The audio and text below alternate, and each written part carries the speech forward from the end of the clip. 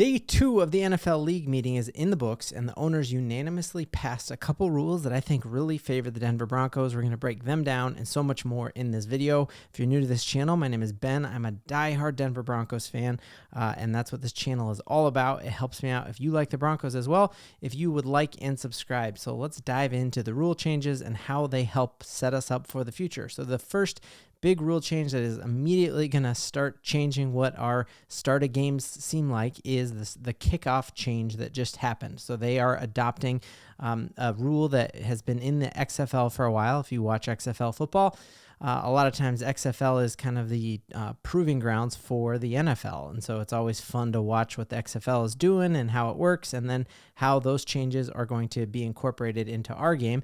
And one of the things they do is the kickoff is a lot less ceremonial than it is in the NFL currently. Right now, like I love the NFL kickoff when the whole crowd goes, and it's a kickoff, but most of the time it's a touchback.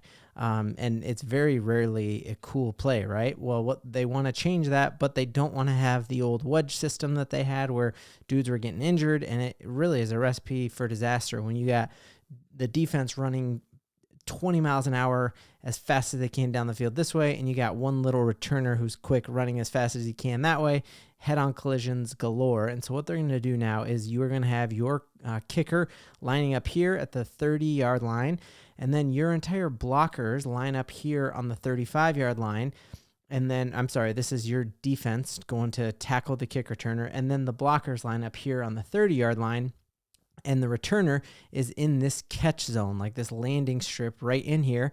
If the ball bounces into the end zone, it's an automatic touchback going out to the 35-yard line. So if teams have like an explosive returner who they're worried about, you could see touchbacks. I could see that happening this year. Let's watch this play from the XFL and why I think this is going to be really exciting just in general, but actually really exciting because we kind of got Devin Hester 2.0 back here, and it's going to be a very, very good thing for him. So essentially what you have the normal kickoff.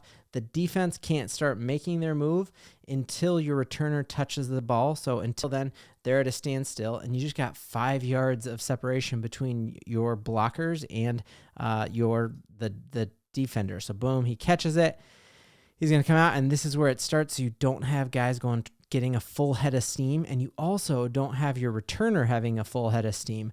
A lot of times you would have a speedy returner who sees his lane and hits it and makes his move. Very rarely would you see shiftiness in the returner, which really is going to favor us as the Broncos. And you can watch that when you are a returner now, you are only going to have about 10 yards, which still you're not at your top speed yet. And so you still can make moves. You can do cutbacks. You can do a lot of stuff that you couldn't do when you have a 30-yard head sprint on this thing. So you see even right here in this play, boom, this guy switches it up and he grabs the outside. And so this is really going to favor a shifty, smaller returner who can make a move, in little small tiny pockets of space rather than when he's at his top speed. And so what you heard was that Sean Payton was interviewed by Romy Bean, who used to be a Denver Broncos cheerleader. Awesome. She does amazing coverage. I've actually even seen her covering just football all the way over here. I'm living in Michigan now, and it's awesome to see this Colorado girl covering NFL for all of CBS, right? So Marvin Mimms is our returner, and she said, "Hey, Sean Payton, what do you think of the new rule?" And he's like, "I really like it." And she's like, "Well, is that because you have Marvin Mimms?" And he's like, "Yeah, that's a really good reason to like it." And it is a really good reason. Already, Marvin Mimms made the NFL Pro Bowl last year as a rookie when he was a returner. And that is actually, he was selected to the Pro Bowl, not as a receiver, but as a returner. And if you look last year, even with these antiquated rules where most of the time it was touchbacks, he still averaged most return yards in the league at almost 27 yards. And he had that amazing 99-yard touchdown run, which is incredible. So I'm just excited to see what is this dude going to do in space. We saw last year, he had that 103-yard catching day when he just did that on 2 passes. So our most explosive player is now going to have the ball in space. And if you want to kick away from him, fine. We'll take the ball at the 35-yard line every single time, and that's fantastic. Other big change that came out today, which I think is a good thing, is the NFL League voted to push the trade deadline back to week 9. I think that gives the Broncos and a lot of other teams just an extra week to see what's happening with the playoffs before they decide to do a fire sale. And I think depending on how our schedule is stacked, we'll have a real good idea by week 9. Hey, are we going to make a push right now, or are we going to really tear this down to the studs? And with that extra week of time, I could see us maybe making a move on Garrett Bowles or Cortland Sutton if we are not in contention. And, let's say something fluky happens and we lose a quarterback to injury, whoever we draft, and you see the playoffs are out of question, it gives you that extra week to decide if you're going to make a push for the playoffs. So the big question, obviously, that we're all excited about is what are the Denver Broncos going to do in the draft, and where are we going to go out and find our new quarterback? And Schefter was on Pat McAfee's show. Awesome little segment. Love McAfee. He's like the perfect combo of news and entertainment, and he's hilarious, and he's redeemed his punting career, because like punters aren't really actual NFL players, right? They're just kind of like peripherals there. But he had Schefter on and was talking about like, hey, was Sean Payton upset about all the dead cap money that you lost on Russell Wilson? And he took a long sip of his coffee, said, no, I'm not upset. And he asked Adam Schefter, like, why is he not upset? And Sean Payton is not upset about all the dead cap money we're giving to Russell Wilson, because he thinks he has the answer. And just like Kyle Shanahan and John Lynch are not upset that they lost on Trey Lance because they found Brock Purdy, Sean Payton is just as confident. And I do not think, like, this was a very gutsy move for Sean Payton to take the biggest dead cap hit in NFL history, 2 times bigger than any other NFL dead cap hit ever. And you don't do a gutsy move like that if you don't feel like you have the solution. Like, this was a very high risk maneuver. And if you are hedging and trying to, you easily would have had a pass from fans if we don't do well this year with Russell Wilson. He can be like, well, what could I do about it? I was hamstrung by Russell Wilson. You don't make a gutsy move like this if you don't actually have faith in your ability to find the next guy. And he believes that he can find the next guy. And I think he, according to Schefter, Stidham still might be that next guy. He was an absolute beast when he was in high school, a 5-star recruit, like played in one of those Friday Night Light, Texas Forever kind of schools, and he's a gamer. And I think we've seen flashes of him in the NFL, and I think he's got a work ethic, and I will be crazy excited to see what he does with an entire NFL offseason. But the Denver Broncos have also indicated that we will be looking for a veteran quarterback to bring in, and I truly believe that we will make a move on a quarterback in the draft. And so the question becomes, who is that going to be? And we saw maybe a smokescreen, that Sean Payton was given the smokescreen, making everyone think that we are in love with JJ McCarthy.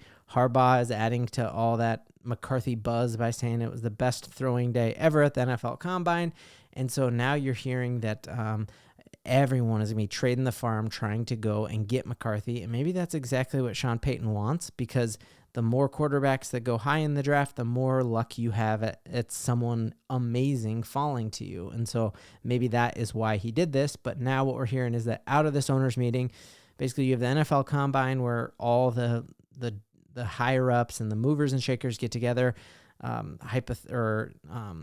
Allegedly, that is where the Russell Wilson trade was actually born originally, was on the back of a napkin at St. Elmo's restaurant. They were like, hey, we'll trade you Noah Fant and a bunch of picks for Russell Wilson to come here. And Seattle's like, let's do it. The other time that they all get together where trades can happen is the owners meeting, that they're in person. It's not phone calls or Zooms or whatever. It's in person. And there are rumblings that Minnesota Vikings have a trade in place with the Arizona Cardinals, and that could be very interesting. All the reporting is showing that Minnesota really wants JJ at that 4th pick, but maybe he will not be on, because the guys on Good Morning Football or the NFL Insider Show came out and said from all of the people that they are connected to with the Washington Commanders franchise, that the rumor is, could JJ McCarthy actually go at number 2, which would push Drake Maye back, and maybe Drake Maye is the one who Sean Payton truly hopes falls to us. And so all of that really remains to be seen. Last little piece of news that, I thought this was an interesting thing, that I am getting less and less afraid that we are going to settle on a quarterback. I think that is my biggest fear in all of this, is that we know we need a quarterback, and so whoever's left on the board at 12, we're like, oh, we'll make it work with him. And we've seen when that strategy blows up in your face with Paxton Lynch, with Brock Osweiler, with Drew Lock, we needed a quarterback, so they just, we'll get whoever's left and make it work. And that very rarely works. You never settle into a great thing. Other than when my wife like settled on me, that worked out okay for her, I hope. But usually you don't settle into awesomeness. You need to know in your head, like, and be resolute that this is my dude and I want to go get him. And this article breaks down that George Payton has yet to settle on a quarterback, and that there were multiple times where, you know, we just lambasted George Payton for not drafting Fields or not drafting Mac Jones and instead getting Patrick Surtain. Yet that's really worked out very well for us. And then again, last year, there was a bunch of quarterbacks that we could have gotten in the second round, or could have gotten and traded up. We lost a lot of picks for Russell Wilson, but we could have gone and gotten any of these other quarterbacks. And George Payton has held firm to the fact that if I don't have a guy that I love, I'm not going to go up and get him. So that's great that for all of the horrible things that George Payton has done, he has never gone out and drafted someone who he wasn't firm in believing. And we've seen that work out very well in our favor with Cooper, Bonito, with obviously Quinn Meinerz, with Pat Surtain. We've seen him hit in the draft, and that's his one redeeming quality, and that's the only thing he's in charge of. Last thing I thought was cool and interesting here, article on 104.3 The Fan that talked about, hey, is there any way, we've heard that new uniforms are coming. We released today our new NFL draft hat for the Denver Broncos. And are there elements in this hat that might be tipping what our new uniforms are going to be like? You see that with the Lions too. They released an all-black Lions hat, and so there are people in Detroit are saying, like, is there going to be an all-black alternate uniform for the Detroit Lions? How cool would it be if this flag on the side, this Broncos country flag in black and orange there, like, could this somehow be incorporated into the uniform? And will we maybe have black alternates or something like that? I think if we had a color rush option that was like all black and orange, I think that would be sick. I don't like that as your primary uniform, but it could be very cool to have a Broncos country all black and orange. I love this logo, just pops to me. So very excited about that. Curious what y'all think. Broncos country, it is a fun time to be a Broncos fan. Let's giddy up. Went for the bank.